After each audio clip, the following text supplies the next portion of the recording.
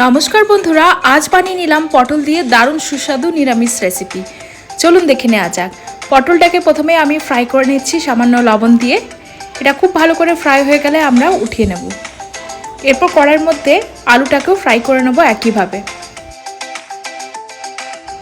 এরপর তেলের মধ্যে দিয়ে দেবো শুকনো লঙ্কা, তেজপাতা, সামান্য আদা বাটা। এগুলোকে খুব ভালো করে ফ্রাই করে নিতে হবে। এরপর দিয়ে দিচ্ছি ধনে গুঁড়ো, জিরে গুঁড়ো আর সামান্য লাল লঙ্কা গুঁড়ো। সমস্ত মশলাগুলো খুব ভালো করে ফ্রাই হয়ে গেলে আমরা সামান্য গরম মশলা দিয়ে যে পটল আর আলুটা ভেজে রেখেছিলাম সেগুলো একসাথে মিশিয়ে দেব। 1 কাপের মতো গোবিন্দভোগ চাল আমি আগে জলে ভিজিয়ে রেখে দিয়েছিলাম। এই চালটাকেও এবার আমি মিশিয়ে নিলাম একই সাথে। এরপর পরিমাণ মতো জল দিয়ে দেব আর সামান্য পরিমাণ লবণ আর চিনি দিয়ে দেবো ওপর থেকে। আর এটাকে 10 থেকে 15 মিনিটের মতো আমি মিডিয়াম টু লো ফ্লেমে ফুটতে দিয়ে দিয়েছি।